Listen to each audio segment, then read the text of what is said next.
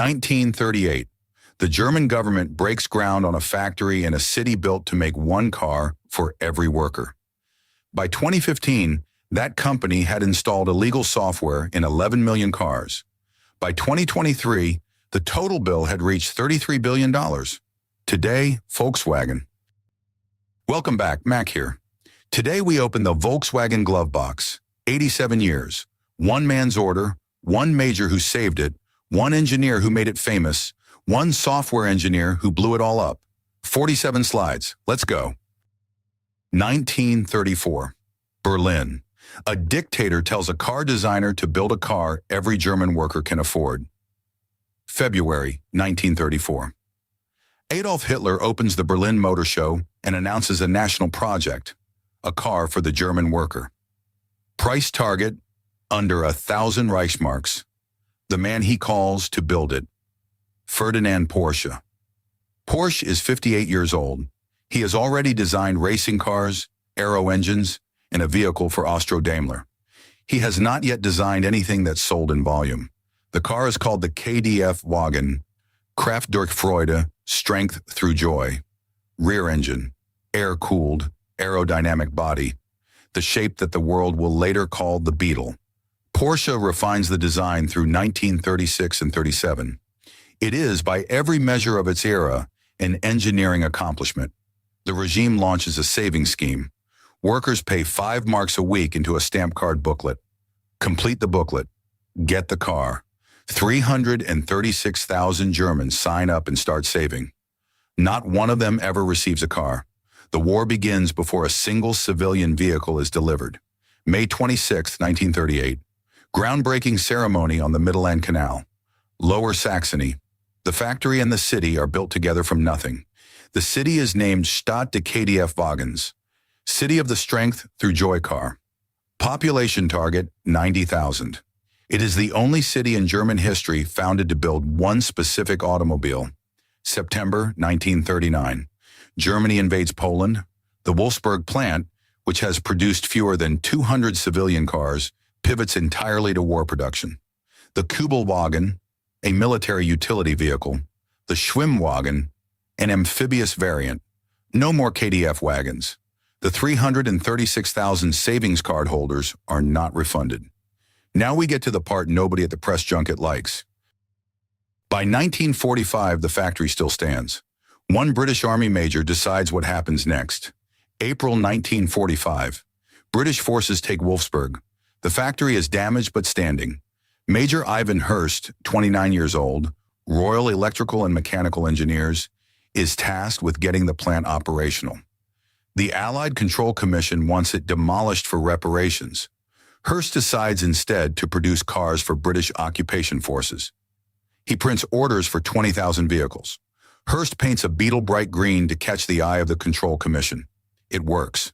The factory is not demolished. By the end of 1946, Wolfsburg produces 10,000 cars. The city gets a new name, Wolfsburg, filed under, one officer, one decision, 80 years of consequence. January 1948, Heinrich Nordhoff becomes managing director.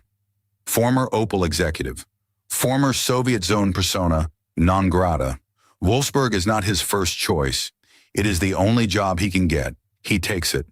Over the next 20 years, he turns the Beetle into the best-selling car in history. 1949. The first 2 Beetles land in New York. The American importer sells exactly 2 cars that year. By 1968, Volkswagen is selling 400,000 cars a year in the United States alone. The Think Small campaign, Doyle Dane Bernbach, 1959, rewrites the rules of automotive advertising.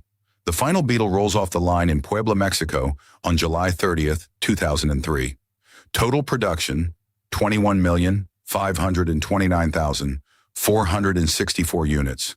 The previous record holder was the Ford Model T at 16.5 million. The Beetle holds the record for the longest-running and highest-volume single platform in automotive history. Here's the 1980 footprint. Wolfsburg, Brussels, Puebla, São Paulo, the world's factory. Volkswagen does not just build cars. It collects brands. Auto Union and Audi in 1965. Seat in 86. Škoda in 91, Bentley, Bugatti, and Lamborghini all in 1998, Porsche in 2012, after a takeover attempt that nearly bankrupted both companies. We'll come back to that. 1974, the Beetle is fading. VW is losing money. The Golf arrives, designed by Giorgetto Giugiaro of Ital Design. Front engine, front-wheel drive. The opposite of everything Nordhoff built. Water-cooled, it saves the company. Over 50 years later, the Golf is still in production. More than 37 million sold. Wolfsburg is, to this day, a company town. Volkswagen owns a majority share of the city's public utilities. The Autostadt, VW's brand theme park, sits next to the main factory. The factory is the largest single industrial complex in the world by floor space. The 2023 numbers: revenue 322 billion euros, employees 684,000, vehicles delivered 9.24 million, the largest automotive group in Europe by volume, still headquartered in Wolfsburg. Pause. Which badge next? Drop one. We pick from comments. Now we get to the part nobody at the press junket likes. Their own commission report from 1996 says what happened inside that factory. 1942. The Wolfsburg factory needs labor. It cannot recruit freely. The solution: forced workers. Soviet prisoners of war first, then civilian deportees from occupied territories, then concentration camp prisoners, primarily from the Neuengamme subcamp network. The program runs from 1942 to 1945. The Mommsen and Grieger study, commissioned by Volkswagen AG, published 1996, documents approximately 20,000 forced workers at the Volkswagen Werk at peak deployment in 1944. That number is in their own commissioned research. Full link in the description. The Mommsen-Grieger study documents conditions at the Wolfsburg barracks. Forced workers lived in on-site camp facilities. Food rations below subsistence level. Morbidity rates significantly higher than free workers. The study is not a hostile source. Volkswagen paid for it. April 1945. The forced labor program ends as the Allied forces arrive. Surviving workers are liberated. The factory remains standing. Ivan Hirst's assessment of the factory's condition will determine the next 50 years. 1991. 46 years after the war ends. Volkswagen AG issues a public statement acknowledging the use of forced labor at the Wolfsburg plant during World War II. 46 years. The number is in their own press archive. 1998. Volkswagen establishes a compensation fund of 20 million Deutschmarks for surviving forced workers.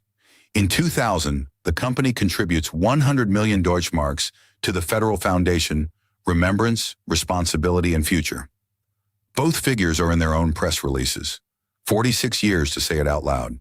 Now, the Beetle they built after all that, and what came next.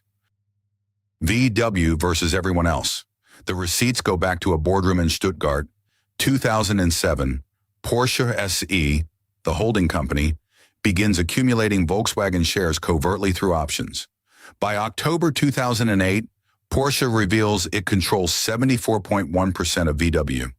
Hedge funds who had shorted VW stock are caught. In 2 days, VW briefly becomes the most valuable company in the world. Short sellers lose an estimated $30 billion. The VW share price rises from 200 to over 1,000 euros in 48 hours. The twist: Porsche had overextended itself buying VW shares. The debt becomes terminal. By 2012, Volkswagen acquires Porsche AG. The predator becomes a subsidiary of its intended prey. Porsche goes on to list on the Frankfurt Stock Exchange in 2022, the largest IPO in German history at the time. The actual volume rivalry is with Toyota. The two companies trade the title of world's largest automaker by volume. In 2015 and 2016, the Dieselgate years, Toyota holds the lead. Volkswagen reclaims it in 2017. The margin is rarely more than a few 100,000 vehicles either way. The VW Group's real competitive advantage is platform sharing. The MQB platform, Modulaire Querbaukasten, underpins the Golf, the Audi A3, the Seat Leon, the Škoda Octavia, and dozens of other models. One platform, 5 brands, 50-plus derivatives. Scale that no single brand competitor can match. 2015. Things got close, very close. 2014. West Virginia University researchers working for the International Council on Clean Transportation test 3 diesel vehicles on U.S. roads. 2 are Volkswagen. The real-world NOx emissions, nitrogen oxides, are between 15 and 35 times above the legal limit. The WVU team assumes a malfunction. They run the tests again. Same result. They report to the EPA, September 18, 2015. The U.S. Environmental Protection Agency issues a notice of violation to Volkswagen AG. The allegation, defeat device software. Software that detects when the car is undergoing an emissions test. Lower engine output, activate emissions controls. Once back on the road, turn it off. The software was installed in 11 million vehicles worldwide. That number is from Volkswagen's own disclosures. 5 days after the EPA notice, Martin Winterkorn, CEO of Volkswagen AG, resigns. His statement says he is not aware of any wrongdoing on his part. A German criminal trial opens in Braunschweig in 2023. As of this filming, it is ongoing. June 2016. Volkswagen agrees to a $14.7 billion civil settlement with the U.S. Department of Justice. This covers buyback and remediation of approximately 500,000 affected vehicles in the U.S., environmental mitigation programs, customer restitution. Their press release calls it an important milestone. The criminal penalty comes next year. January 2017, Volkswagen AG pleads guilty to 3 criminal counts: conspiracy to defraud, obstruction of justice, entry of goods by false statements. Criminal fine, $4.3 billion. The first time a major automaker has pled guilty to criminal charges in the United States. December 2017. Oliver Schmidt, former VW emissions compliance manager for the U.S., is sentenced to 7 years in a federal prison and a $400,000 fine. He is the most senior VW executive imprisoned in the U.S. for Dieselgate-related conduct. The cumulative cost, U.S. civil and criminal settlements, $19 billion plus. German KBA fine, 1 billion euros in 2018. Additional European regulatory settlements and remediation costs through 2023. The aggregate exceeds $33 billion. That is not a press release number. It is reconciled across public court filings and annual reports. Full links in the description. Here's what they're betting the company on now. Software. The car is the platform. The next generation platform is the SSP, Scalable Systems Platform. It replaces MEB and PPE. Every major VW Group vehicle from 2027 onward is supposed to run on it. The word supposed is doing a lot of work in that sentence. June 2024. Volkswagen announces a $5 billion investment in Rivian, not for the trucks, for the software architecture. VW's own software division, Cariad, has burned billions and delivered late. Rivian's electrical architecture is what VW could not build itself on schedule. The EV transition is slower than the announcements suggested. European demand softened in 2024. Government incentives expired in several key markets. The $10 billion savings program is, in part, a consequence. Same pattern as Mercedes, BMW, Ford. The infrastructure did not keep up with the press releases. 87 years. The city Hitler ordered built. The major who saved it. The Beetle that outsold everything. The software that cost $33 billion. The software they now have to buy from a startup in Illinois. Top 5 numbers from today. 1938. The year the city was built on a government order. 21.5 million Beetles produced. The most of any single platform in history. 11 million cars with defeat device software. $33 billion in cumulative Dieselgate costs. 46 years from the end of the war to the first public acknowledgement of forced labor. 1 badge. If you got this far, you're already 1% deeper into car history than 99% of drivers. Hit subscribe. Mac out.